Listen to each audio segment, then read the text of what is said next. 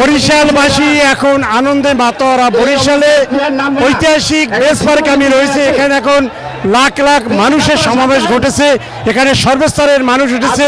কিন্তু বিপিএলে Barishal Fortune champion হয় এবং চ্যাম্পিয়ন ট্রফি নিয়ে বরিশালে এসেছে, এ কারণে এখানে আজকে লাখো মানুষের সমাবেশ ঘটেছে।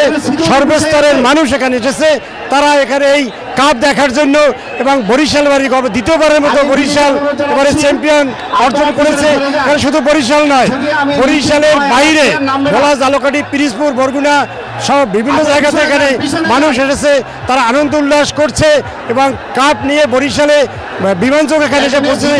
এখানে রয়েছে সেই তামিম ইকবাল, মোহাম্মদুল্লাহ, মুশফিকুর রহিম এবং তাদের সাথে রয়েছে যে সেই ফরচুন বরিশালের যে কর্ণধার মিজানুর রহমান তিনি আছে, এছাড়া প্রশাসনের লোকজন এখানে রয়েছে।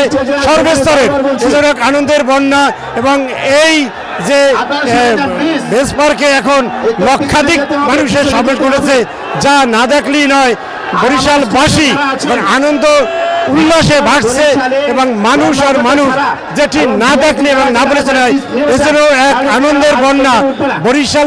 বরিশাল যে বিপিএলে বরিশাল ফরচুন জয়লাভ করায় এবং দ্বিতীয় শিরোপা অর্জন করায় এই অবস্থা সৃষ্টি হয়েছে।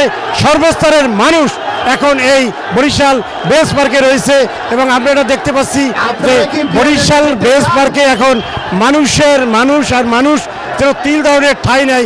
সর্বস্তরের মানুষ এখানে এসেছে এই আপনার আনন্দে ভাগাভাগি করার জন্য। এবং ইতিমধ্যেই এখানে যে খেলোয়াড়রা রয়েছে সেই খেলোয়াড় এখানে সে উপস্থিত হয়েছে এবং তাদের মাধ্যমে তাদের এই অভিনন্দন জানিয়েছেন এই হুমায়ুন কবির, এটিএন বাংলা, বরিশাল।